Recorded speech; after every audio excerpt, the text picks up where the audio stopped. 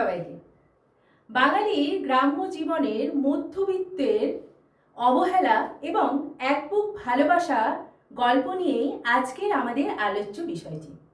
হ্যাঁ, তোমরা ঠিকই ধরেছ। ক্লাস 11-এর ফার্স্ট সেমিস্টারের পাঠ্য একটি গল্প পুঁই মাচা। বিভূতিভূষণ বন্দ্যোপাধ্যায়ের লেখা পুঁই মাচা গল্পটির বিষয়বস্তু অনেকটা এইরকমই। চলো আমরা গল্পটি আজকে প্রথম থেকে শেষ অবধি লাইন বাই লাইন ডিটেলে পড়ে নেব। ভিডিওটি তোমরা শেষ অবধি ধৈর্য ধরে দেখো। প্রথম থেকে শেষ অবধি দেখলে পরে তোমরা গল্পটি অবশ্যই খুব ভালোভাবে বুঝতে পারবে, কোনো সমস্যা হবে না। চলো তাহলে আমরা গল্পটি নিয়ে আলোচনা শুরু করি। আমরা গল্পটির মধ্যে লেখক পরিচিতি থেকে শুরু করে গল্পের উৎস, পুরো গল্পটির প্রথম থেকে শেষ অবধি লাইন বাই লাইন ব্যাখ্যা, শব্দের অর্থ এবং কি কি প্রশ্ন হতে পারে সেগুলো নিয়ে আজকে আলোচনা করব। চলো স্টার্ট করি। পুঁই মাচা গল্পটির মধ্যে রয়েছে কি দারিদ্র সমাজ ও জীবনের ক্যানভাস। দারিদ্র জীবন কি হয় এবং তার পরিণতি স্বরূপ কি যে ট্র্যাজেডি, সেটা আমরা আজকের গল্পের মধ্যে দেখব। গল্পটি কিন্তু অনেকটাই বড়, তোমাদেরকে ধৈর্য ধরে কিন্তু গল্পটা শুনতে হবে এবার দেখতে হবে। প্রথমে আমরা লেখক পরিচিতি অর্থাৎ বিভূতিভূষণ বন্দ্যোপাধ্যায় সম্পর্কে কিছু জেনে নিই। বিভূতিভূষণ বন্দ্যোপাধ্যায় 12 সেপ্টেম্বর 1894 সালে জন্মগ্রহণ করেন এবং তিনি মারা যান 1 নভেম্বর 1950-এ। বিভূতিভূষণ পশ্চিমবঙ্গের উত্তর 24 পরগনার জেলার কাঁচরাপাড়া নিকটবর্তী ঘোষপাড়া মুরাদিপুর গ্রামে মামার বাড়িতে জন্মগ্রহণ করেছিলেন। বাংলা এবং কৈশোর দারিদ্র্যের অভাব ও অনশনের মধ্যে দিয়ে কেটেছিল। জীবিকার ক্ষেত্রে তার অভিজ্ঞতা ছিল বহুদা বিস্তৃত। শিক্ষকতাও করেছেন দীর্ঘদিন। পল্লী প্রকৃতির অপরূপ সৌন্দর্য তাকে বারবার মুগ্ধ করেছে। প্রবাসী পত্রিকায় প্রকাশিত উপেক্ষিতা গল্পটি দিয়ে তিনি কথা সাহিত্যে তার আত্মপ্রকাশ, অর্থাৎ তার প্রথম গল্প হলো কি উপেক্ষিতা, যেটা প্রবাসী পত্রিকায় প্রকাশিত হয়। আর আমরা আজকে যে গল্পটি পড়ব পুঁই মাচা, সেটা বিভূতিভূষণ বন্দ্যোপাধ্যায়ের মেঘ মল্লার গল্পগ্রন্থ থেকে নেওয়া হয়েছে। সেটা 1925 সালে প্রকাশিত হয়। তাহলে এবার আমরা গল্পে ঢুকে যাচ্ছি সরাসরি। প্রথমেই দেখো, সহায় হরি চাটুর্যে উঠানে পা দিয়ায় স্ত্রীকে বলিলেন, একটা বড় বাটি কি ঘটি যা হয় কিছু দাও তো, তার অক্ষরও গাছ কেটেছে, একটু ভালো রস আনি। সহায় হরি কি বলছেন, যে তার স্ত্রীকে এসে বলছেন একটা ভাটি বা ঘটি কিছু একটা দাও, তারক খুঁড়ো, অর্থাৎ তারক খুঁড়ো বলা হতো কাকা বা জেঠুকে গ্রামের দিকে। তো তারক খুঁড়ো, গাছ কেটেছে, কি গাছ? খেজুর গাছ। খেজুর গাছের রস হয় আমরা জানি শীতের সময়, তো সেই খেজুর গাছের রস কিন্তু তিনি আনতে যাবেন, তাই সহায়হরি তার স্ত্রীকে বলতে এসেছেন। স্ত্রী অন্নপূর্ণা ঘরে রান্নাঘরের দাওয়ায় বসিয়া শীতকালে সকালবেলা নারকেল তেলের বোতলে ঝাঁটার কাঠি পুড়িয়া 2 আঙুলের সাহায্যে ঝাঁটার কাঠি লগ্ন জমানো তেলটুকু সংগ্রহ করিয়া চুলে মাখাইতেছিলেন। শীতের সময় কি হয়, নারকেল তেল জমে যায়, তো জমে গেছিল, তো সেই জমে যাওয়া তেলটা ঝাঁটার কাঠি দিয়ে তিনি বের করছিলেন এবং চুলে মাখছিলেন শীতের সময়। অর্থাৎ আমরা দেখলাম এই কালটা অর্থাৎ সময়টা কোন সময়, শীতকাল। আর দুজনকে আমরা পেলাম, এক সহায় হরি আর তার স্ত্রী অন্নপূর্ণা। এই অন্নপূর্ণা আর সহায় হরির সাংসারিক বা সংসারের পারিবারিক জীবন কাহিনী সমাজ চিত্রই কিন্তু আমরা পুরো গল্পটাতে দেখতে পাবো। তারপর কি হলো, স্বামীকে দেখিয়া তাড়াতাড়ি গায়ের কাপড় একটু টানিয়া দিলেন মাত্র, কিন্তু বাটিকে ঘটি বাহির করিবার দিবার জন্য বিন্দু মাত্র আগ্রহ তো দেখাইলেনই না, এমনকি বিশেষ কোনো কথাও বলিলেন না। তার স্বামী যে এসে চাইলেন, কিন্তু অন্নপূর্ণা কোনোভাবেই তাকে কোনো রকম বাটি ঘটি তো দিলেনই না, কোনো কথাও পর্যন্ত বললেন না, শুধুমাত্র তার যে কাপড়টা পরেছিল সেটা একটু নিজের দিকে সরিয়ে নিল, ব্যাস এইটুকু। তারপর স্লাইডে আমরা কি দেখছি, সহায় হরি অগ্রবর্তী হইয়া বলিলেন, কি হয়েছে, বসে রইলে যে, দাও না একটা ঘটি। আহ, খেন্তি টেন্তি সব কোথায় গেল এরা? অর্থাৎ তিনি কি বলছেন, দাও একটা ঘটি, খেন্তি টেন্তি সব কোথায় গেল? খেন্তি হচ্ছে সহায় হরি আর অন্নপূর্ণার বড় মেয়ে। অন্নপূর্ণা, তুমি তেল মেখে বুঝি ছোবে না? অন্নপূর্ণাকে বলছে, তুমি তেল মেখেছো তাই বুঝি ছোবে না? অন্নপূর্ণা তেলের বোতলটি সরাইয়া স্বামীর দিকে খানিকক্ষণ চাহিয়া রহিলেন। পরে অত্যন্ত শান্ত সুরে জিজ্ঞাসা করিলেন, তুমি মনে মনে কি ঠাউরেছ বলতে পারো? ঠাউরেছ মানে কি? মানে তুমি মনে মনে কি ভেবেছো বলতে পারো? মনে তোমার মতলবটা কি? স্ত্রীর অতিরিক্ত রকমের শান্ত সুরে সহায় হরির মনে ভীতির সঞ্চার হইল। মানে কি, স্ত্রী যে এতটা বেশি শান্ত, তার জন্য কিন্তু সহায় হরি মনে একটু ভয় জাগলো। ইহা যে ঝড়ের পূর্বের আকাশে স্থির ভাব মাত্র, তাহা বুঝিয়া তিনি মরিয়া হইয়া ঝড়ের প্রতীক্ষায় রহিলেন। ঝড় ওঠার আগে কি হয়? সবকিছু শান্ত থাকে, তাই না? ঠিক সেই রকমই তিনি অন্নপূর্ণা যে শান্ত রূপটা, তিনি ঝড়ের পূর্ববর্তীর অর্থাৎ আগের যে রূপ, সেটা কিন্তু মনে মনে করে সে কিন্তু ভয় পেল। তার মানে কি, এবার হয়তো কোনো চিৎকার চেঁচামেচি ঝগড়া ঝামেলা হতে পারে, সেই জন্য কিন্তু সহায় হরি বেশ ভয় পেয়ে গেল। একটু আমতা আমতা করিয়া কহিলেন, কেন, কি আবার কি? তিনি আমতা আমতা করে অর্থাৎ তোতলামো করে তিনি কি বলতে শুরু করলেন, যে কি আবার কি হয়েছে, আমি এবার কি মনে মনে ঠাউরেছি? অন্নপূর্ণা পূর্বাপেক্ষাও শান্ত সুরে বলিলেন। পূর্বাপেক্ষাও, পূর্বাপেক্ষা মানে পূর্ব মানে আগে, তার অপেক্ষা অর্থাৎ পূর্বের চেয়েও, আগের চেয়েও শান্ত সুরে তিনি কি বললেন, দেখো রঙ্গ করো না বলছি। কি বলছে? রঙ্গ করো না, অর্থাৎ তামাশা করো না আমার সাথে। ন্যাকামি করতে হয় অন্য জায়গায় করো বা অন্য সময় করো, এই যে ন্যাকা সাজছ না, ন্যাকা করো না। তুমি কিছু জানো না, কি খোঁজ রাখো না? এত বড় মেয়ে যার ঘরে, সে মাছ ধরে আর রস খেয়ে দিন কাটায়, কি করে বলতে পারো? কি বলছে, যে এত বড় বাড়িতে একটা যার মেয়ে আছে, মেয়ে রয়েছে, সে কিভাবে দিনের পর দিন রস খেয়ে আর মাছ ধরে দিন কাটায়? অর্থাৎ সহায়রীর জন্যই বলা হচ্ছে। তার মানে কি, অন্নপূর্ণা আর সহায়রীর একটা মেয়ে আছে বড়, অর্থাৎ খেন্তি। তার কিন্তু বিয়ে হয়নি। আগেকার দিনে কিন্তু এই জিনিসটাই হতো, 10-12 বছরের বেশি বয়স্ক মেয়েকে কিন্তু ঘরে রাখা যেত না, তাহলে কিন্তু অনেক সামাজিক সমস্যা, সামাজিক কথাবার্তা, কানাঘুষো অনেক কিছু কিন্তু সেই সময় ডিপেন্ড করত।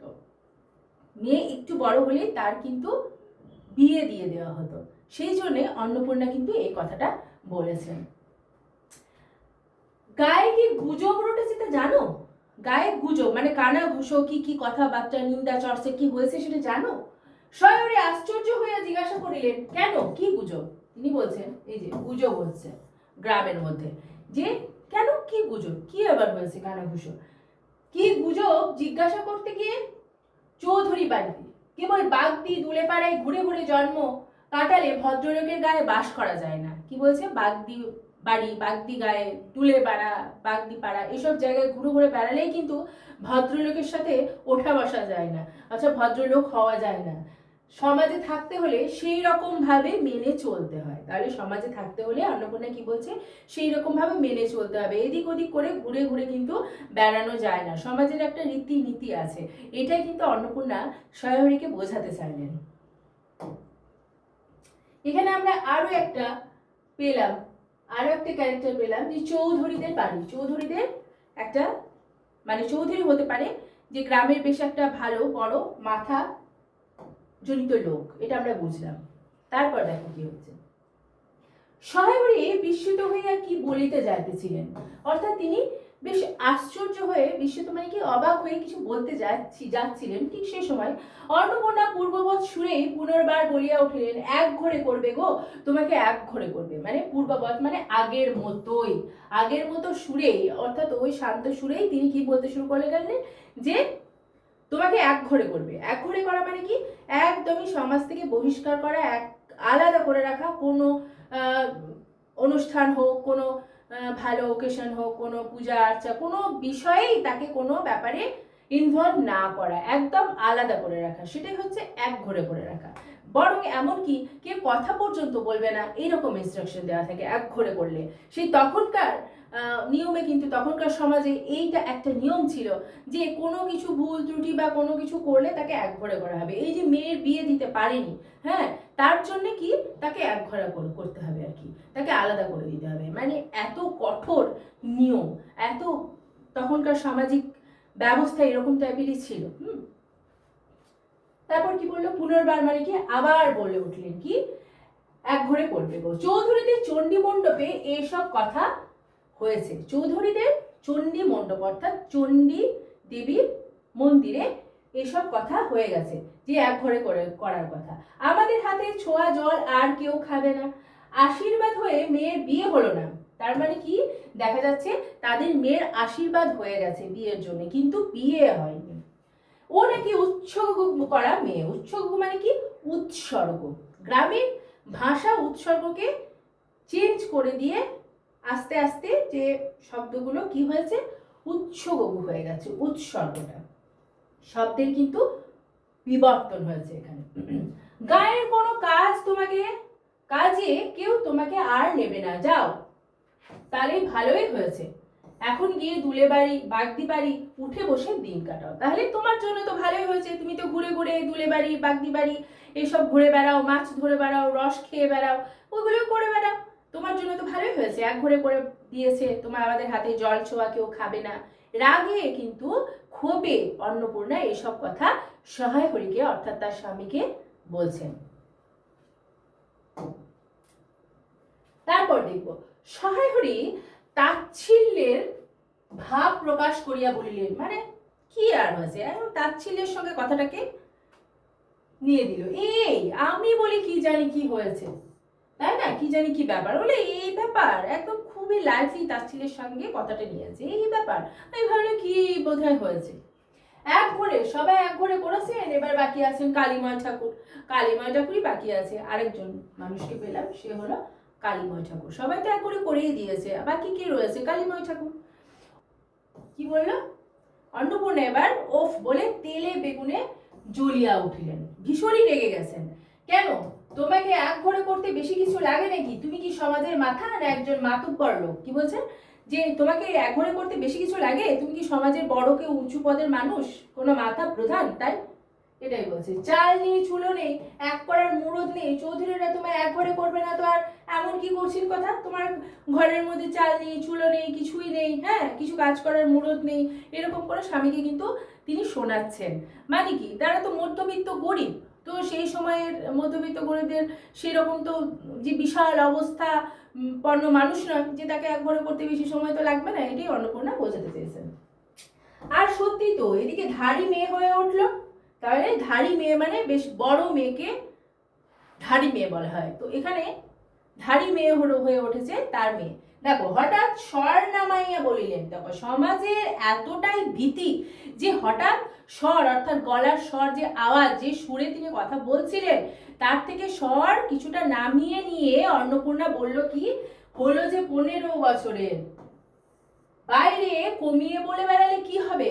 কি বলছে 15 বছর বয়স হয়ে গেছে, যেখানে 10-12 বছরের বেশি বয়স্ক মেয়েকে ঘরে রাখা যায় না, সেখানে খেলতির বয়স কত হয়েছে 15 বছরের। লোকের চোখ নেই, দেখতে পায় না? পুনরে গলা উঠাইয়া বলিলেন, অর্থাৎ এবার গলা নামিয়ে তার বয়সের কথাটা বলল। সবাই অন্যজনকে তারা কি বলে বেড়ায় যে বয়স 13 বছর, কিন্তু আসলে বয়স কত 15 বছর। তারপর আবার গলা উঠি কি বলছে, না বিয়ে দেবার না কিছু, আমি কি যাব পাত্র ঠিক করতে? না বিয়ে দেবার কোনো ব্যাপার না, কোনো কথাবার্তা কোনো কিছুই তোমার ঠিক নেই, আমি কি পাত্র ঠিক করতে যাব নাকি? এটাই বলছে অন্নপূর্ণা। এবার সশরীরে যতক্ষণ স্ত্রীর সম্মুখে বর্তমান থাকিবেন, স্ত্রীর গলার সুর ততক্ষণ কমিবার কোনো সম্ভাবনা নাই বুঝিয়া সহায় হরি দাওয়া হইতে তাড়াতাড়ি একটি কাঁসার বাটি উঠাইয়া লইয়া খিড়কি দুয়ার লক্ষ্য করিয়া যাত্রা করিলেন। তাহলে সহায় হরি দেখলেন যে অন্নপূর্ণার কথা তো শেষ হবে না, অন্নপূর্ণার এই যে তার প্রতি যে অভিযোগ এটা চলবে চলবে চলবে, তার জন্য সে কি করলো যে এরকম পরিস্থিতি দেখে কাঁসার বাটি উঠে খিড়কি দুয়ার মানে তার যে মেন যে দরজা, মেন যে ঢোকার দরজা, সেখান দিয়ে সে কিন্তু যেতে শুরু করলো।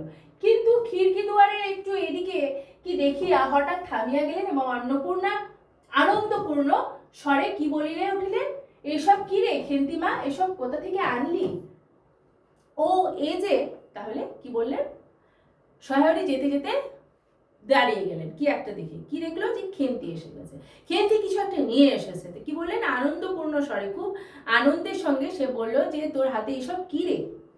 14-15 বছরের একটি মেয়ে আর দুটি ছোট্ট ছোট্ট মেয়ে পিছনে লইয়া বাড়িতে ঢুকিল। আমরা আগে যে দেখলাম যে অন্নপূর্ণা সহায়রী কি কি কথা বলেছে, স্বর নামিয়ে কথা বলেছে, এসব কিন্তু শর্ট কোশ্চেন ছোট ছোট ছোট ছোট কিন্তু আসে। তার সাথে আবার এটাও আসে যে খেন্তি এই যে ঢুকলো, এই মেয়েটি কি রকম, কত বছর বয়স। আগে আমরা দেখলাম কি যে কমিয়ে তাকে 13 বছর বলা হয়েছে। তার আগেও আমরা কি দেখেছি যে চৌধুরীদের মণ্ডপে তাকে এক ঘরে করে দেওয়া হয়েছে। এইসব কথার অর্থ কি হতে পারে, পূর্ববৎ। হ্যাঁ, তারপর আমরা দেখলাম তিনি বিস্মিত কেন হয়েছিলেন সহায়রী, তারপর অন্নপূর্ণা কেন রেগে গেছিলেন। এইসব শর্ট কোশ্চেন কিন্তু ছোট ছোট আসতে পারে। এবার আমরা দেখলাম আরো একটা শর্ট কোশ্চেন এখানে আসতে পারে কি যে 14-15 বছরের, তাহলে বয়স কত খেন্তি, 14-15 বছরের একটা মেয়ে, তাহার হাতে এক বোঝা পুঁই শাক। তার হাতে কি ছিল, পুঁই শাক। শর্ট কোশ্চেন আসতে পারে। ডাটাগুলি মোটা ও হলদে হলদে চেহারা, দেখিয়া মনে হয় কাহারা পাকা পুঁই শাক পুঁই গাছ উপড়াইয়া ফেলিয়া উঠানের জঙ্গল তুলিয়া দিতেছিল। মেয়েটি তাহাদের উঠানের জঞ্জাল প্রাণপণে তুলিয়া আনিয়াছে। তাহলে দেখি কি মনে হচ্ছে, এই যে তার হাতে যে মোটা মোটা বড় বড় হলদে হলদে মানে পেকে গেছে যে পুঁই শাকগুলো, কেউ হয়তো তার উঠান থেকে তুলে ফেলছিল, খেন্তি সেটা প্রাণপণে তুলে নিয়ে এসেছে রান্না করে বাড়িতে খাওয়ার জন্য। আর তার সাথে কে আছে, ছোট মেয়ে দুটির একজনের হাতে খালি আর অপরটির হাতে গোটা 2-3 পাকা পুঁই পাতা জড়ানো কোনো দ্রব্য। তাহলে তার পিছনে আরো দুজন মেয়ে আছে, ছোট যে ছোট সবচেয়ে, তার হাতে কি ফাঁকা, আর একজন মেয়ের হাতে কি রয়েছে, পুঁই পাতা জড়ানো কোনো একটা দ্রব্য, কোনো একটা জিনিস রয়েছে। কি জিনিস আমরা দেখবো এরপরে। তাহলে আমরা দেখলাম যে পুঁই ডাঁটাগুলো কিন্তু হলদে। এবার সেই হলদে অথচ মোটা মোটা পুঁই ডাঁটা, পুঁই শাক সে নিয়ে এসেছে খাওয়ার জন্য, তার খাওয়ার প্রতি এত ভালোবাসা। বড় মেয়েটি খুব লম্বা, গোলগাল চেহারা, মাথায় চুলগুলো কৃষ্ণ ও অগোছালো, বাতাসে উড়িতেছে, মুখখানা খুব বড়, চোখ দুটো ডাগর ডাগর ও শান্ত। এইটা হচ্ছে খেন্তির কিন্তু চেহারার বর্ণনা। এখান থেকে যে কোনো জায়গা থেকে কিন্তু শর্ট কোশ্চেন আসতে পারে যে খেন্তি কিরকম, বড় মেয়েটি কেমন, খুব লম্বা, তার গোলগাল চেহারা, মাথার চুলগুলো কৃষ্ণ অর্থাৎ কালো এবং অগোছালো, বাতাসে উড়ছে, মুখখানে বেশ বড়, চোখ দুটো বেশ ডাগর ডাগর এবং শান্ত। এই যে আমরা দেখতে পাচ্ছি এখানে সরু সরু কাচের চুড়িগুলি দুই পাশে ডজনের একটি সেফটি পিন দিয়া একত্র করিয়া আটকানো। পিনটির বয়স খুঁজিতে গেলে প্রাগৈতিহাসিক যুগে গিয়ে পড়িতে হবে। প্রাগৈতিহাসিক মানে অনেক প্রাচীন যুগে। পিন মানে এই যে সেফটি পিনটা লাগানো রয়েছে তোমরা দেখতে পাচ্ছ, এখানে এই যে পিনের পুরো লোহা মরচে পড়ে গেছে আর চুড়িগুলি এটাতে দিয়ে কিন্তু আটকানো, অনেক যুগের, অনেক পুরনো কিন্তু, তার মানে অনেক যুগের বলতে বোঝাতে চাইছে যে অনেক পুরনো সেফটি পিনটা তিনি সে আটকে রেখেছে। এই যে বড় মেয়েটির নামই বোধহয় খেন্তি। তাহলে এই বড় মেয়েটার নাম কি, খেন্তি, কারণ সে তাড়াতাড়ি পিছন ফিরিয়া তাহার পশ্চাৎবর্তিনীর হাত হইতে পুঁই পাতা জড়ানো দ্রব্যটি লইয়া মেলিয়া ধরিল। চিংড়ি মাছ বাবা, তাহলে খেন্তির নাম করেছে, আর সে তাড়াতাড়ি করে ওইখান থেকে পিছন থেকে তার পিছনে যে মেয়েটি ছিল তার হাত থেকে পাতায় জড়ানো জিনিসটা তুলে নিয়ে বলছে এটা হলো চিংড়ি বাবা, চিংড়ি নিয়ে এসেছে। পশ্চাৎবর্তিনী মানে হচ্ছে তার পিছন, পশ্চাৎ মানে পিছনে যে দাঁড়িয়ে ছিল সে পশ্চাৎবর্তিনী, তার কথাই বলা হয়েছে, পিছনেতে দাঁড়ানো যে মেয়েটির কথা বলা হয়েছে পশ্চাৎবর্তিনী। গয়া বুড়ি যেখানে আবার, তাহলে ওই দ্রব্যটি কি ছিল, চিংড়ি, এটাও পেলাম। এখান থেকে শর্ট কোশ্চেন আসবে, কার কাছ থেকে নিয়ে এসছে এটাও কোশ্চেন হতে পারে, কার কাছ থেকে, গয়াবুড়ি, গয়াবুড়ির কাছ থেকে রাস্তায় নিলাম, দিতে চায় না, বলে তোমার বাবার কাছে 8 দিনকার দরুন 2টো পয়সা বাকি আছে, মানে আগের দিনের দরুন 2টো পয়সা বাকি রয়েছে, এখন আমি দিব না, এটা বলেছে। কিন্তু আবার খেন্তি কি বলেছে দেখো, আমি বললাম দাও গয়া পিসি, আমার বাবা কি তোমার দুটো পয়সা নিয়ে পালিয়ে যাবে?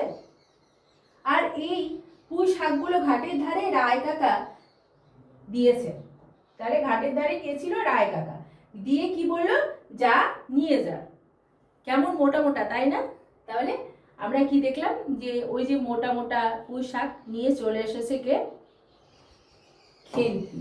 এবার ওর মায়ের রিয়াকশনটা দেখো। অন্নপূর্ণা দাওয়া হইতে অত্যন্ত ঝাঁজের সহিত চিৎকার করিয়া উঠিলেন, নিয়ে যা। আহা, কি অমৃতই তোমাকে তারা দিয়েছে! পাকা পুঁইটা কাঠ হয়ে গিয়েছে, দুদিন পরে ফেলে দিত।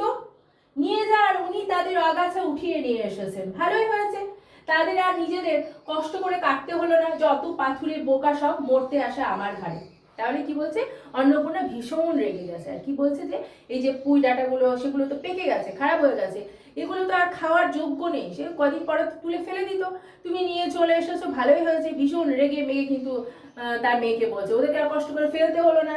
যত পাথুরে বোকা, মানে একদম বোকা মেয়ে কোত্থেকে, যত রকম বোকা আমার ঘাড়েই যেন এসে পরে। ধাড়ি মেয়ে, বলে দিয়েছি না তোমার বাড়ির বাইরে কোথাও পা দিও না। কি বলেছে? তোমাকে বলেছি না তুমি ধাড়ি মেয়ে হয়ে গেছো, বড় মেয়ে হয়ে গেছো, একদম বাড়ির বাইরে যাবে না।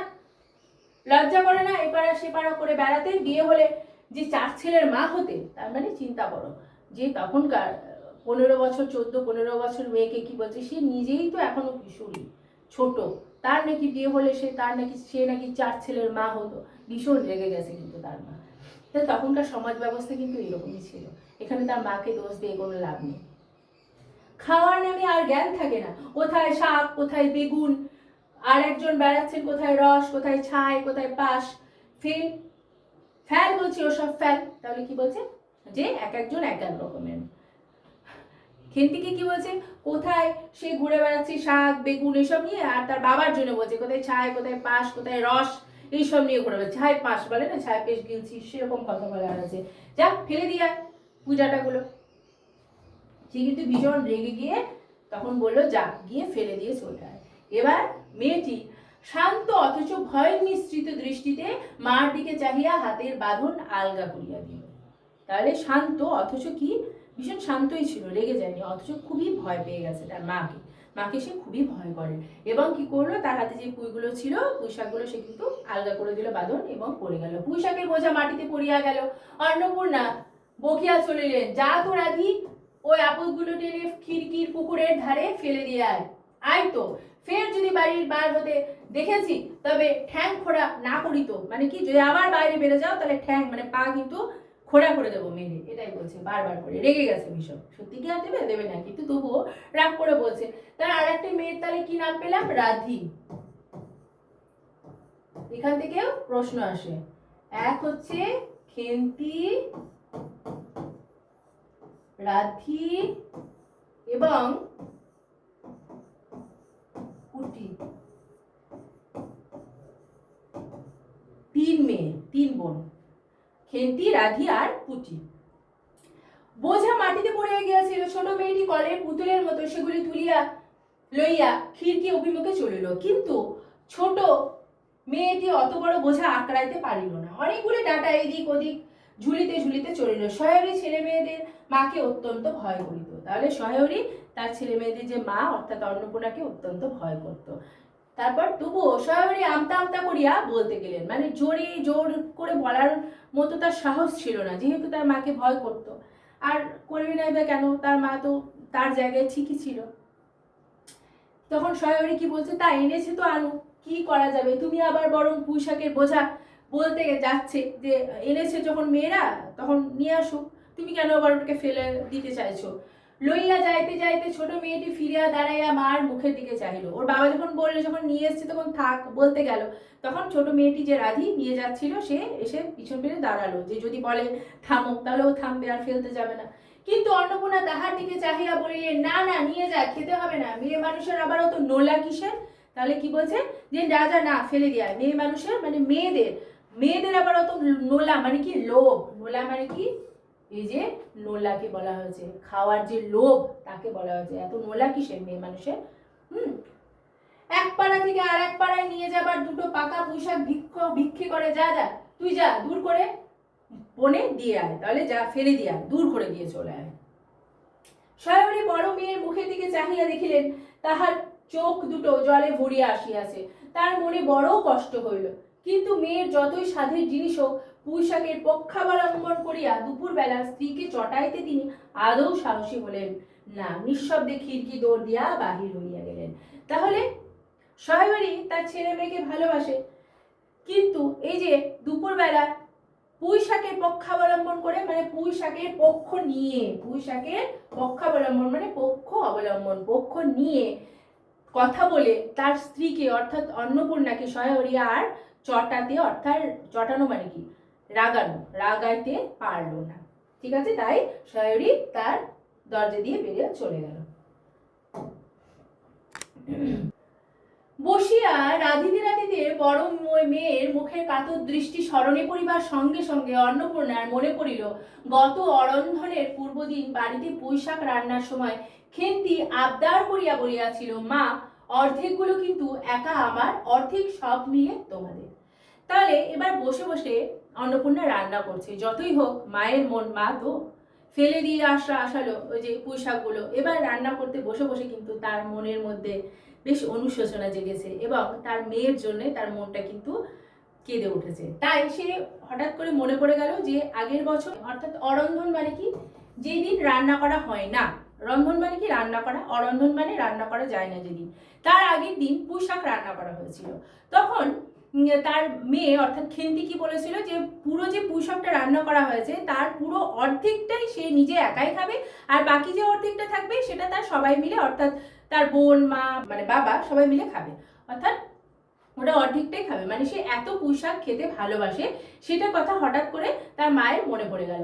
তখন সে কি করলো, বাড়িতে কেউ ছিল না, সে সময় বাড়িতে কেউ ছিল না, তিনি নিজে গিয়ে উঠানের ও খিড়কির দোরের আশেপাশে যে ডাটাগুলো পড়িয়াছিল সেগুলি কুড়াইয়া লইয়া আসিলেন। বাকিগুলি কুড়ানো যায় না, ডোবার ধারে ছায় গাদায় ফিরিয়া দিয়াছে, অর্থাৎ সে নিজে গিয়ে, এখন মায়ের মন এখন কেঁদে উঠেছে, সে গিয়ে নিজেই ডাটাগুলো তুলে নিয়ে চলে আসলো এবং বাকিগুলো যেগুলো পোড়ানো যায় না সেগুলো তো কিছু করার নেই, কাদায় পড়ে গেছে। তারপর কুচো চিংড়ি দিয়া এরূপে চুপি চুপি পুঁইশাকের তরকারি রাঁধলেন। তারপর কুচো চিংড়ি যে নিয়ে এসেছিল সেটা দিয়ে পুঁইশাকের তরকারি রাঁধলেন। তারপর দুপুরবেলা খেন্তি পাতে পুঁইশাকের চচ্চড়ি দেখিয়া বিস্ময় ও আনন্দপূর্ণ ডাগর চোখে মায়ের দিকে ভয়ে ভয়ে চাহিলেন। তাহলে বিস্ময় মানে আশ্চর্য হয়ে গেল যে পুঁইটাটা কোত্থেকে আসলো, সে তো ফেলে দিয়েছিল তার মায়ের কথায়।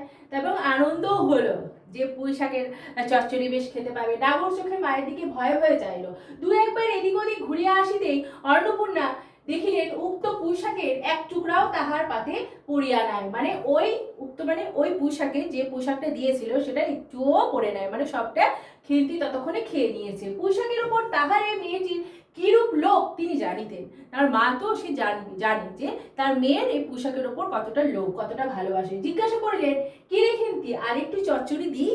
তখন কি বললো যে খেন্তি আরেকটু চচ্চড়ি দেব? খেন্তি তৎক্ষণাৎ মানে সঙ্গে সঙ্গে ঘাড় নাড়িয়া ও আনন্দ জনক প্রস্তাব সমর্থন করিলেন। তার মানে কি, হ্যাঁ দাও। কি ভাবিয়া অন্নপূর্ণার চোখে জল আসিল। চাপিতে গিয়া তিনি চোখ উঁচু করিয়া চালের বাতায় গোজা ডালা হইতে শুকনো লঙ্কা পাড়িতে লাগিলেন। তাহলে হঠাৎ করে তার মায়ের চোখে জল চলে আসলো, মানে তার এই যে খেন্তি কতটা ভালোবাসে খেতে, সেই মনোরম দৃশ্যটা দেখে এবং অনেক কিছু হয়তো ভাবলো তার বিয়ে হয়ে গেলে হয়তো যে ভালোবাসে, হয়তো সেখানে গিয়ে এই জিনিসটা কেউ বুঝবেই না যে তার মেয়ের এই যে মনের বাসনাটা, ইচ্ছাটা, ভালোবাসাটা হয়তো কেউ বুঝবে না, এত কিছু অনেক কিছু তার মায়ের মন তো এখন অনেক কিছু চিন্তা ভাবনা করে তার চোখে কিন্তু জল এসে গেল। আর সে সেই চোখের জলটা ঢাকতে গিয়ে এখানে চালের মধ্যে যে লঙ্কা ছিল শুকনো সেটা পাকতে গেল। এখান থেকে কিন্তু ছোট ছোট কোশ্চেন গুলো হয়, তোমরা দেখবে। এরপর কি হলো, কালীময়ের চণ্ডী মণ্ডপে সেদিন বৈকাল বেলা সহায়হরির ডাক পড়িল। সেদিন বিকাল বেলা মানে হচ্ছে বিকাল বেলা, কালীময়ের চণ্ডী মণ্ডপে সহায়হরির ডাক পড়লো। কেন, এবার দেখো। সংক্ষিপ্ত ভূমিকা ফাঁদিবার পর কালীময় উত্তেজিত সুরে বলিলেন, সেসব দিন কি আর আছে ভাইয়া? এই ধরো কেষ্ট মুখুজ্জের স্বভাব নইলে পাত্র দেবে না, স্বভাব নইলে পাত্র দেব না করে কি কাণ্ডটাই করলে। অবশেষে কিনা হরির ছেলেটাকে ধরে পরে মেয়ের বিয়ে দেয়, তবে রক্ষে। স্বভাব নইলে পাত্র দেব না, এখান থেকে কিন্তু শর্ট কোয়েশ্চেন আসে।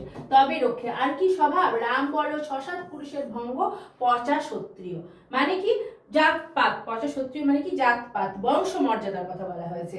যে কি বলেছে যে এই যে অহংকার, জাতপাতের যে অহংকার, কালীময় ঠাকুরে বললেন দিক যে এখানে অহংকার, জাতপাতের তারপর বংশ মর্যাদা, এইসবের কথা, অহংকারের কথা বলা হয়েছে। যে এখানে কি বলছে যে স্বভাব নইলে পাত্র দেব না, মানে কি সেভাবে সেরকম পাত্র না পেলে বিয়ে দেওয়া যাবে না সেরকম, তখন হরিময় হরির ছেলেটাকে ধরে আবার তার মেয়ের বিয়ে দেওয়া হলো। সেরকম পাত্র না হলে, বংশ মর্যাদা না হলে, সেরকম কি বলবো জাতপাত না হলে নাকি দেবে না, কিন্তু শেষ পর্যন্ত ওই রকমই হলো। পচা সত্রিয় মানে জাতপাতের কথা বলা হয়েছে, বংশমর্যাদা, মিথ্যা বংশমর্যাদা, এটার কথাই বলা হয়েছে। সেখানে গিয়ে অর্থাৎ তার মেয়ের বক্তব্য কি ছিল দেখো, আমরা দেখব পরে।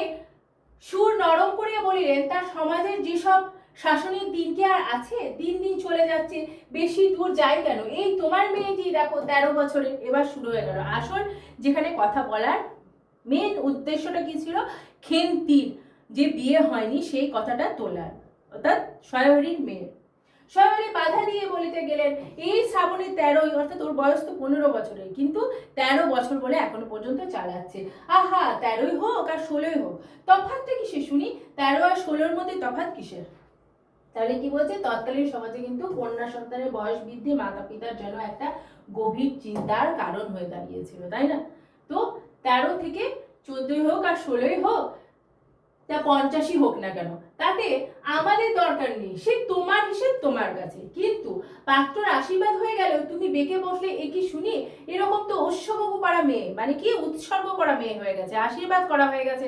তারপর সহায়রি কিন্তু তার মেয়ের বিয়ে দেয়নি কেন? এবার আমরা দেখব। আশীর্বাদ হওয়ার পর বিয়ে হওয়ার যে 7 পাকে বাকি, মানে আশীর্বাদ হওয়া যায়, বিয়ে হওয়াও তাই, শুধু 7 পাকটাই না হয় বাকি ছিল। এই তো সমাজে বসে এসব কাজগুলো তুমি যে করবে আর আমরা বসে বসে দেখবো, এই তুমি মনে ভেবো না। তাহলে কি বলছে, তুমি এই সমাজে বসে বসে এই কাজগুলো করবে আর আমরা দেখবো, এটা কিন্তু তুমি মনে ভেবো না। সমাজে বামুনদের যদি জাত মারবার ইচ্ছে থাকে, তবে মেয়ের বিয়ের বন্দোবস্ত করে ফেলো। পাত্র রাজপুত্র না হলে পাত্র মেলে না, গরিব মানুষ দিতে থুতে পারবে না বলেই শ্রীমন্ত মজুমদারের ছেলেকে ঠিক করে দিলাম। তাহলে কি বলছে, সয়াহরি ছিল কিন্তু ব্রাহ্মণ, তো ব্রাহ্মণদের জাত মেরো না, তুমি তুমি তাড়াতাড়ি করে মেয়ের কিন্তু বিয়ে দাও। তো হচ্ছে সেই নাকি ঠিক করে দিয়েছিল, লেখাপড়া নাই বা জানলো, জজ ম্যাজিস্ট্রেট নাই বা হলো, কিন্তু তাদের কি আছে, দিব্যি বাড়ি আছে, বাগান আছে, পুকুর আছে। এবার নাকি পুরীর জমিতে চারটি মানে অল্প কিছু আমন ধানও হয়েছে তার জমিতে, তাহলে বাগান আছে, জমি আছে যেখানে ধান ফলে, হ্যাঁ ব্যাস, রাজার হাল, 2 ভাইয়ের অভাব কি, এরকম একটা পরিবারে কালীময় ঠাকুর সয়াহরির মেয়ের কিন্তু বিয়ে ঠিক করেছিল। কিন্তু কি হলো, ইতিহাসটা হইতেছে এমন, দেখো এখান থেকে কিন্তু আগেরটা থেকে কিন্তু শর্ট কোয়েশ্চেন আসে, যে কোথায় কে বিয়ে ঠিক করেছিল আর কি রকম ছিল। মণিগাঁয়ের উক্ত মজুমদার, উক্ত মানে আগে যার কথা বললাম, অর্থাৎ শ্রীমন্ত মজুমদার মহাশয়ের পুত্রটি কালীময়ের ঠিক করে দেওয়া, শ্রীমন্ত মজুমদারের ছেলের সাথে বিয়ে ঠিক করেছিল, কালীময় সেটা ঠিক করে দিয়েছিল। কেন কালীময়ের মাথা ব্যথা করেছিল? সয়াহরির মেয়ের বিয়ের সম্বন্ধ মজুমদারের মহাশয়ের ছেলের সঙ্গে ঠিক করতে গেলেন, তাহার কারণ নির্দেশ করিতে যাইয়া কেহ কেহ বলেন যে কালীময় ঠাকুর নাকি মজুমদার মহাশয়ের কাছে অনেক টাকা ধার করেছিলেন, সুদ পর্যন্ত বাকি রয়েছে। তাহলে তার একটা উদ্দেশ্য ছিল, নিজের একটা স্বার্থপর ছিল সেই, যে কালীময় ঠাকুর বেশ কিছু টাকা শ্রীমন্ত মজুমদারের কাছে টাকা ধার করেছিল। এখান থেকে শর্ট কোশ্চেন আসে। তো তার জন্য কিন্তু মেয়ের বিয়ে তাড়াতাড়ি করে সে ঠিক করে দিয়েছিল, যে তার ছেলে। কিন্তু অবান্তর তাহাই নয়, ইহার কোনো ভিত্তি নাই বলিয়া, মানে অনেকে দুষ্ট লোকের এটা মিথ্যা রটনা বলিয়া কিন্তু দুষ্ট পক্ষের রটনা মাত্র মনে করেন, মানে এগুলো মিথ্যা রটনা করে রেখেছে, এটাই মনে করেন। যেখান থেকে প্রশ্ন কিন্তু আসে। যাই হোক পাত্রপক্ষ আশীর্বাদ করিয়া যাওয়ার দিন কতক পরে সয়াহরি টের পান, পাত্রটি কয়েক মাস পূর্বে নিজের গ্রামে কি একটা করিবার ফলে গ্রামের এক কুম্ভকার বধূর আত্মীয় স্বজনের হাতে বেদম প্রহার খাইয়া কিছুদিন নাকি শয্যাগত ছিল। তাহলে কি বলছে, যে কিছুদিন আশীর্বাদ করার কিছুদিন পর বিয়ে হবে, কিছুদিন পরে দেখা গেল যে যে পাত্রটার সাথে বিয়ে ঠিক করা হয়েছিল সে কুম্ভকার, মানে কুম্ভকার বউ, একটা কুমোরের বউয়ের সাথে কিছু একটা করার ফলে সে কিন্তু অনেক বেদম তার আত্মীয় স্বজনের কাছে মার খেয়েছিল, এবং কোনো খারাপ কাজ করতে গেছিল বোধহয়, সেই জন্য সে মার খেয়েছিল এবং শয্যাগত, মানে একদম তার অবস্থা এতটাই খারাপ যে শয্যাগত হয়ে গেছিল। মার খেয়ে। এরকম পাত্রে মেয়ে দিবার প্রস্তাব মনোপুত না হয় সহায়হরি সম্বন্ধ ভেঙে দিয়েছিল। এরকম একটা পাত্রের সঙ্গে সহায়হরি নিশ্চয় তার মেয়ের বিয়ে দেবে না, সেই জন্য সে সম্বন্ধ ভেঙে দিয়েছিল। অবশ্যই ঠিক করেছিল, তাই না? তারপর দিন 2 পরের কথা, সকালে উঠিয়া সহায়রে উঠানে বাতাবি লেবু গাছের ফাঁক দিয়া যেটুকু নিতান্ত কচি রাঙা রৌদ্র আসিয়াছিল তাহারই আতপে বসিয়া আপন মনে তামাক টানিতেছিলেন। তাহলে দিন 2 দিন পরের ওই যে ঘটনাটা ঘটলো কালীময় চণ্ডী মণ্ডপে, তার 2-1 দিন পর কি করলো, বসে বসে কিন্তু তামাক টানছিল সকালবেলা। বড় মেয়ে খেলতে আসিয়া চুপি চুপি বলিলেন, বাবা যাবে না, মা ঘাটে গেল। তাহলে কি বলছে, বাবা চলো, যাবে না, মা ঘাটে গেল। কোথায় একটা তারা যাবে। যাই হোক, পড়াটা কেমন লাগছে তোমাদের অবশ্যই কমেন্ট করে কিন্তু জানাবে। ভালো লাগলে অবশ্যই শেয়ার করো। চলো। সবারই একবার বাড়ির পাশে ঘাটের পথের দিকে কি জানি কেন চাহিয়া দেখিলেন। তাহলে বাপ মেয়ে মিলে আবার কোনো একটা কাণ্ড কীর্তি করবে। সে ঘাটের দিকে দেখলো, মানে কি তার বউ অন্নপূর্ণা ঘাটে গেছে, সেই জন্য একবার টুক করে দেখে নিল। পরে নিম্নস্বরে বলিলেন, মানে আস্তে করে, নিম্নস্বর মানে আস্তে করে, কি বলেন, যা শিগগিরি শাবলখানে নিয়ে আয় দেখি। কথা শেষ করিয়া তিনি উৎকণ্ঠার সহিত জোরে জোরে তামাক টানিতে লাগিলেন। কি বলছে, যে কথা শেষ করে সে খুব উৎকণ্ঠা মানে খুব তার ইন্টারেস্টের সাথে, হ্যাঁ, যে তাড়াতাড়ি করে যেতে হবে এটা আর কি। পুনরায় একবার কি জানি খিড়কির দিকে সতর্ক দৃষ্টি নিক্ষেপ করিলেন এবং সেই খিড়কির দিকে সতর্ক দৃষ্টি তাকালেন, নিক্ষেপ করলেন মানে দেখলেন। তারপর কি করলেন, প্রকাণ্ড ভারী একটা লোহার শাবল 2 হাতে আঁকড়াইয়া ধুইয়া আসিয়া পড়িল। মানে খেন্তি ততক্ষণে একটা বড় শাবল নিয়ে চলে আসলো। তৎপরে পিতা পুত্রীতে সন্তর্পণে সম্মুখের দরজা দিয়া বাহির হইয়া গেল। তারপরে সন্তর্পণে মানে কি খুব চুপি সারে আস্তে আস্তে কিন্তু গোপনে তারা বেরিয়ে চলে গেল। ইহাদের ভাব দেখিয়া মনে হইতেছিল যে ইহারা কোনো কারো শীত দিবার জন্য হয়তো চলিয়াছে। মানে এদেরকে এর হাব ভাব দেখে কি মনে হচ্ছিল, কারো ঘরে মনে হয় শীত দেবে। মানে কি শীত দেওয়া, মানে কি আগে কি হতো, চোর ডাকাত আসলে পরে, চোর আসলে পরে বিশেষ করে দেয়ালে এরকম করে দেয়াল কাটতো, সেটাকে বলা হয় শীত দেয়া কারো ঘরে। তো মনে হচ্ছে ওদেরকে দেখে মনে হচ্ছে কারো ঘরে হয়তো শীত দিতে যাবে, এত চুপি সারে এসব নিয়ে তারা চললো। তারপর কি হলো দেখো, অন্নপূর্ণা স্নান করিয়া সবে কাপড় ছাড়িয়া উনুন ধরাইবার জোগাড় করিতেছে। পূজা বাড়ির ছোট খুকি দুর্গা আসিয়া কি বলিলেন, খুড়িমা, মা বলে দিয়েছে খুড়িমাকে গিয়ে বলো মাছ হবে না, তুমি আমাদের নবান্নটা মেখে আর ইতুর ঘরগুলো বার করে দিয়ে আসবে। তাহলে মুখুজ্জেদের বাড়ির ছোট মেয়ের কি নাম, খুকি, কোশ্চেন আসতে পারে, ঠিক আছে। সে এসে কি বললো যে সেদিন ইতু নবান্ন, হ্যাঁ, সেটা একটা উৎসব হয়, নবান্ন শেষে পুজো হয়, এবং নবান্নটা মেখে দিয়ে এসো এবং সে ঘটগুলো বের করে দিয়ে এসো, পুজো হবে। তার মানে কি ছবে না, হাত দেবে না। মুখুজ্জে বাড়ি ও পাড়ার যাইবার পথের ধারে এক জায়গায় শাওড়া, বনভাট, রাংচিতা, বনচালতার গাছের ঘন বন। তাহলে তাদের বাড়ির এই যে অন্নপূর্ণা যে মুখুজ্জেদের বাড়ি যাবে তার মাঝখানে যাওয়ার রাস্তার মাঝখানে কিন্তু একটা বিরাট ঘন জঙ্গল আছে। সেখানে কি কি শাওড়া, বানভাট, রাংচিতা, বনচালতা এসব গাছ রয়েছে। শীতের সকালে এক প্রকার লতাপাতার ঘন গন্ধ বন হইতে বাহির হইতেছিল। একটা ল্যাজঝোলা হলদে পাখি আমড়া গাছের ডাল হইতে এ ডাল যাইতেছে, এই যে একটা ল্যাজঝোলা হলদে পাখি। তারপর কি হলো, দুর্গা আঙুল দেখাইয়া বলিল, খুড়িমা খুড়িমা, ওই যে কেমন পাখিটা। পাখি দেখিতে গিয়া অন্নপূর্ণা কিন্তু আর একটা জিনিসও লক্ষ্য করিল। ঘন বনটার মধ্যে কোথায় এতক্ষণ খুব খুব করে শব্দ হচ্ছিল, কি যেন কি খুঁড়িতেছে। দুর্গার কথার পরে হঠাৎ সেই শব্দটা বন্ধ হয়ে যায়। তারপর অন্নপূর্ণা খানিকক্ষণ থমকিয়া দাঁড়াইলেন, পরে আবার চলিতে আরম্ভ করলে সেই খুব খুব শব্দটি আবার হইতে আরম্ভ করলো। তাহারা খানিকটু যাইতে বনের মধ্যে আবার কিন্তু খুব খুব শব্দটা পাইল। কাজ করিয়া ফিরিতে অন্নপূর্ণা কিছু বিলম্ব হইল, মানে বিলম্ব মানে কি দেরি হলো, সে কাজগুলো করে ফিরে আসতে কিন্তু কিছুটা দেরি হলো। তারপর বাড়ি ফিরিয়া দেখিলেন খেন্তি উঠানে রোদ্রে বসিয়া তেলের বাটি সম্মুখে লইয়া খোপা খুলিতেছে। তিনি তীক্ষ্ণ দৃষ্টিতে মেয়ের দিকে চাহিয়া দেখিয়া বলিলেন, এখনো নাইতে যাসনি, কোথায় ছিলিস এতক্ষণ। তাহলে এসে কি দেখলো, খেন্তি উঠানে বসে তেল নিয়ে মাথার মধ্যে তেল দিচ্ছে, স্নান করতে যাবে। অন্নপূর্ণা এসে কি বললো যে এখনো নাইতে যাসনি, মানে নাইতে যাওয়া মানে স্নান করতে যাওয়া, নাইতে যাওয়া মানে হচ্ছে স্নান করতে যাওয়া। তুই এখনো স্নান করতে যাসনি, এতক্ষণ কোথায় ছিলিস, একদম তীক্ষ্ণ হয়ে গেছে দৃষ্টিটা। তারপর দেখো কি বলছে, খেন্তি তাড়াতাড়ি উত্তর দিল, এই যে যাই মা, এক্ষুনি যাবো আর আসবো। খেন্তি স্নান করিতে যাইবার একটুখানি পরেই সহায়হরি সহৎসাহে 15-16 সের ভারী একটা মেটে আলু ঘাড়ে করিয়া কোথা হইতে আসিয়া উপস্থিত হইলেন এবং সম্মুখে স্ত্রীকে দেখিয়া কৈফিয়তের দৃষ্টিতে সেই দিকে চাহিয়া বলিয়া উঠিলেন, ওই যে পাড়ার ময়সা চৌকিদার রোজই বলে, কর্তা ঠাকুর তোমার বাপ হইতে থাকতে তবু মাসে মাসে এদিকে তোমার পায়ের ধুলো পড়তো, তা আজকাল তো তোমরা এখানে আসা হয় না, তা বেড়ার গায়ে মেটে আলু রেখেছি, দাদা ঠাকুর বরং নিয়ে যান। এরকম করে ময়সা ঠাকুরের কিন্তু নাম দিয়ে দিল, ময়সা চৌকিদারের। তাহলে কি বলছে যে অন্নপূর্ণা কিছু ওই যে ঘাড়ে মেটে আলু করে নিয়ে আসছে, এই যে সেটা কিছু বলার আগেই অন্নপূর্ণা সহায়রী কিন্তু নিজের থেকে বলে দিল যে আমি ওই মশা চৌকিদারের ওখান থেকে নিয়ে এসেছি, ঠাকুর বাড়িকে আমি তো কলা খাইনি, এরকম একটা ব্যাপার, যে আগের থেকে কিন্তু সে নিজের কথাটা বলে দিতে শুরু করলো। কিন্তু অন্নপূর্ণা তো সেরকম না, ও তো নিজে যাওয়ার সময় দেখে নিয়েছে।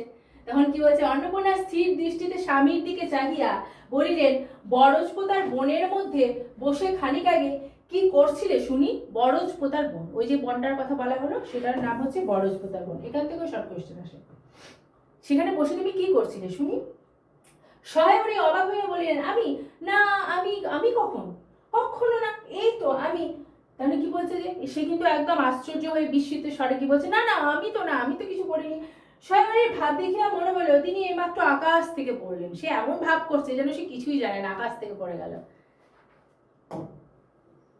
অন্নপূর্ণা পূর্বের মতো স্থির দৃষ্টিতে স্বামীর দিকে চাহিয়া বলিলেন, চুরি তো করবে, 3 কাল গিয়ে 1 কাল ঠেকেছে, মানে তোমার তো এত বয়স হয়ে গেছে, তুমি তো চুরি করবে, মিথ্যা কথাগুলো আর বলো না। আমি সব জানি, মনে ভেবেছিলে আপদ ঘাটে গেছে আর কি, দুর্গার মা ডেকে পাঠিয়েছিল, ও পাড়ায় যাচ্ছি, শুনলাম বরজপোতার বনের মধ্যে কি সব খুব খুব শব্দ। এবার শুরু হয়ে গেল। তুমি কি মনে করেছিলে? সহায়রীকে বলছে যে আপদ বোধহয় বিদায় হয়ে গেছে, ঘাটে গেছে, এবার আমরা যাব, কিন্তু আমি তো যাচ্ছিলাম মুখুজি বাড়ি, তখন তো খুব খুব শব্দ আমি শুনেছি, আমি তখনই বুঝতে পেরেছি, সারা পেয়ে শব্দ বন্ধ হয়ে গেল, সে আবার খানিকক্ষণ দূরে গেলাম, আবার দেখি সেই শব্দ হচ্ছে। তোমার তো ইহকাল নেই, পরকাল নেই, মানে তোমার তো ভগবানের ভরসাও নেই, তোমার তো ভয় নেই, কিচ্ছু নেই, ইহকাল পরকাল কিচ্ছু নেই, চুরি তো ডাকাতি করবে, যা ইচ্ছা করতে হয় তুমি করো, কিন্তু মেয়েটাকে এর মধ্যে কেন তুমি নিয়ে যাচ্ছ, তাই না? মেয়েটার মাথা খাওয়া কিসের? মেয়েটাকে কেন সঙ্গে সঙ্গে তুমি টেনে নিয়ে যাচ্ছ? তুমি যা করছো করো, চুরি করো ডাকাতি করো, কিন্তু মেয়েটাকে কেন তুমি সঙ্গে নিয়ে যাচ্ছ? ভীষণই আবার অন্নপূর্ণার কিন্তু রাগ হয়ে গেছে।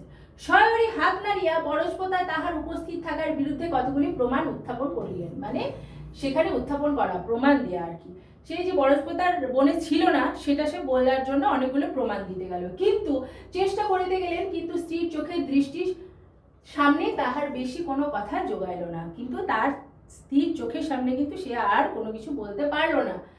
উক্তিগুলির মধ্যে কোনো পর্বাপর্য সম্বন্ধও খুঁজে পাওয়া গেল না। পর্বাপর্য মানে তার সঙ্গত কোনো কারণ বা যুক্তি কিছুই পাওয়া গেল না। তো সে যে যুক্তি দিচ্ছে তার সাথে কোনো প্রমাণ কিন্তু পাওয়া গেল না।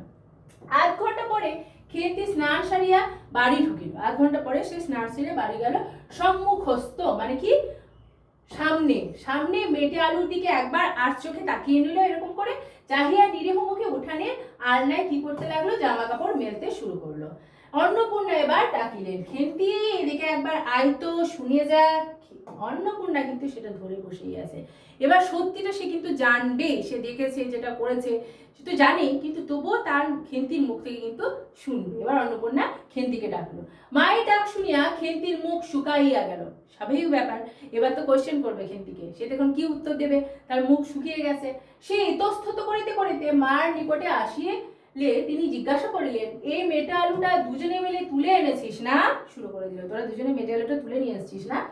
খেন্তি মার মুখের দিকে একটুখানি চাহিয়া থাকিয়া একবার ভূপতিত মানে মাটির মধ্যে পড়ে থাকা, সেটা হচ্ছে ভূপতিত মেটে আলুটার দিকে চাহিল, পরে পুনরায় মার মুখের দিকে চাহিল এবং সঙ্গে সঙ্গে ক্ষিপ্র দৃষ্টিতে একবার বাড়ির সম্মুখস্থ বারছরের মাথার দিকে চাহিয়া রহিল। তাহার কপালে বিন্দু বিন্দু ঘাম দেখা দিল, কিন্তু মুখ দিয়া কথা বাহির হইল না। সেই চারিদিকে এদিক ওদিক সেদিক করে কিন্তু দেখতে শুরু করলো।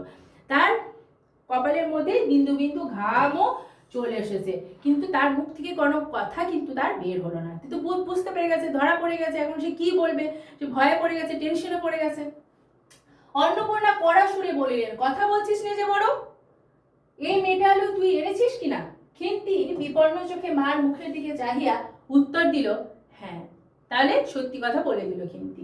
খেন্তি যেমনই হোক খুব শান্ত স্বভাবের একজন নিরীহ একটা মেয়ে, কিন্তু সে সঠিক উত্তরটা দিয়ে দিল যে হ্যাঁ নিয়ে এসেছি। অন্নপূর্ণা তেলে বেগুনে জ্বলিয়া উঠিল। বলিলেন, পাজি আজ তোমার পিঠে আমি আস্ত কাঠের চালা ভাঙবো, তবেই ছাড়বো। বরজবদার বনে গিয়েছে মেয়েটা আলু চুরি করতে। সমস্ত মেয়ে মানে এত বড় মেয়ে হয়ে গেছো তুমি, বরজবদার বনে চলে গেছো, বিয়ের যোগ্যী মানে বিয়ের যোগ্য হয়ে গেছো।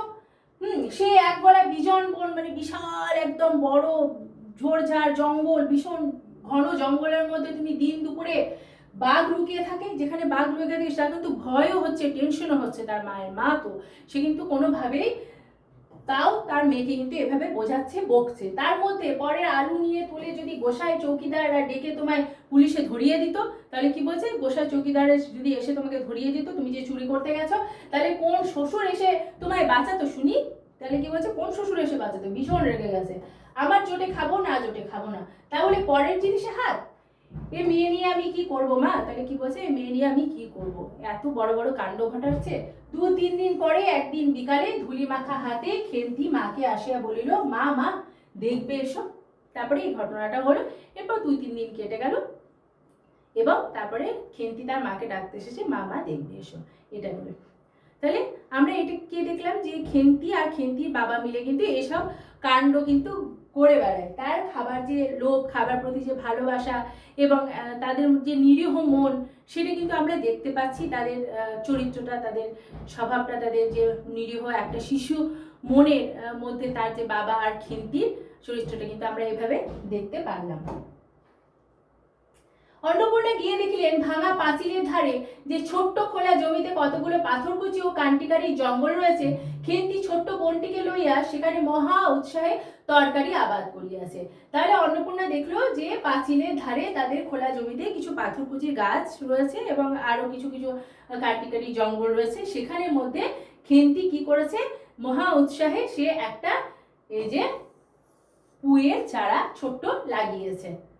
ভবিষ্যৎভাবী নানাবিধ কাল্পনিক ফলমূলের অগ্রদূত স্বরূপ বর্তমানে কেবল একটি মাত্র শিরনোকায় পুঁই শাকের চারা। তাহলে আর যেগুলো যেগুলো তরকারি পাতি আবাদ করেছিল তার মধ্যে কি রয়েছে, একটা পুঁই শাকের শিরনোকায় মানে একদম পাতলা দুগলা একটা পুঁই শাকের চারা কিন্তু কাপড়ের ফালির গ্রন্থিবদ্ধ, এটা গ্রন্থিবদ্ধ হইয়া ফাঁসি হইয়া যাওয়া আসামির মতন ঊর্ধ্বমুখে একখণ্ড শুষ্ক কঞ্চির গায়ে ঝুলিয়া রয়েছে। তাহলে সে কি করলো, এখানে একটা আমরা জানি পুজাটা কিন্তু নিজে স্বাবলম্বী না, সে কিন্তু কারো একটা অবলম্বন করে সে কিন্তু বড় হবে। তাই একটা বড় কঞ্চি, এই যে কঞ্চির মধ্যে সে কিন্তু লাগিয়ে দিল একটা ছোট্ট চারা এবং একটা কাপড়কে সেটা গিট মেরে গ্রন্থিবদ্ধ করে সেটা কিন্তু সুন্দর করে লাগিয়ে দিল। ফলমূলাদির অবশিষ্ট গুলি আপাতত তার বড় মেয়ের মস্তিষ্কের মধ্যে অবস্থিত করিতেছে, দিনের আলো এখনো বাহির হয় না। তাহলে কি বলছে, এরপরে সে একটা পুঁই ডাঁটা লাগালো তার বাড়ির মধ্যে। এতটুকু আমরা দেখলাম। আজকের মতো আমরা এতটুকুই দেখলাম।